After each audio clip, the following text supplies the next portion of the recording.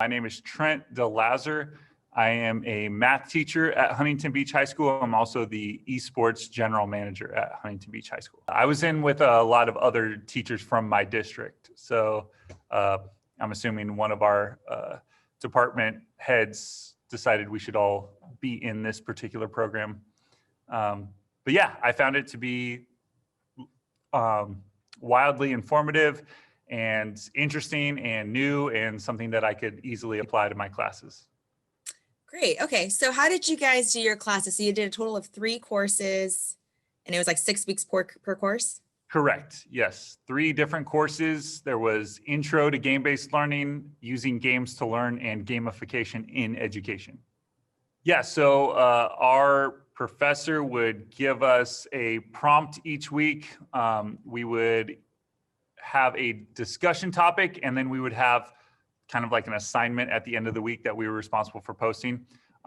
We would put in different groups, and we would do these assignments and then post them to our groups, and then we would kind of collaborate with one another before we would submit them to the entire class, where we'd all comment on each other's projects and stuff.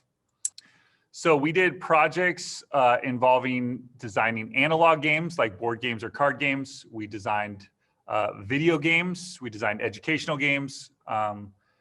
We designed escape games. And then we gamified our entire courses. So like we would create gamification for like an entire semester long course, which was kind of fun. Right away. All of this stuff was very like, you could use this in your class. The reason you're making this is so that you could use this at some point in your class. I was very fond of the escape games because it was something that like I had heard about. I had heard some other people in my department try.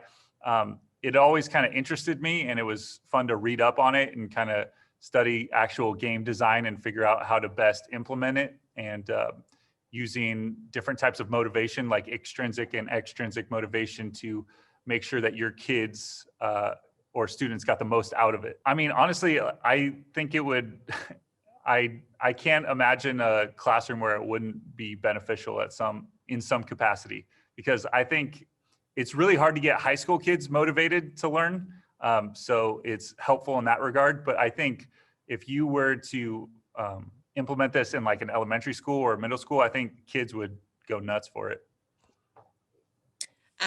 So you said you coached the esports team at your school. Do you find any correlations between things like a League of Legends competition versus learning in the classroom, or are those completely different? No, there's definitely some crossover there, and it's a lot to do with examining how they created their game, like how League of Legends is designed. And it's interesting to see like the teamwork that's required. And a lot of that can be applied to your classroom as well. So we actually did a couple discussion topics where we were able to examine like popular games and how they're created and how they are designed to motivate different, aspects of student psychology. Yeah. Definitely have an open mindset going into it. There's a lot of new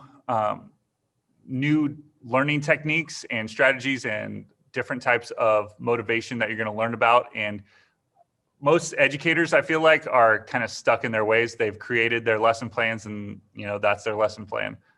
So it's always nice to go in with an open mind, being like, maybe I could apply 1 or 2 things that I learn in my class, because that's all you really need is like a few things. And then if you change 1 or 2 things, maybe like a few more after that, who knows? But yeah, just going with the mindset of like, if I can change 1 or 2 different lessons in my, semester long course, it'll be worth it. That was part of like the whole gamification of your course. That is something that I find very interesting, and especially there's parts about like embracing failure. Like rather than just seeing like, oh, I failed a test, that stinks, I can't believe I failed that test. Well, I guess I'll try to do better next time. It should be like a continual thing, like in video games, where if you die, you respawn and you try again until you are able to achieve what you wanted to achieve. There should be a certain level of mastery that comes with moving on rather than just failing and moving forward. I recommend it to any educators K through 12. And if you are interested in getting your kids more engaged in the classroom, this is the way to do it. All right, great. Thank you so much. Take care. All right, talk to you later. Bye.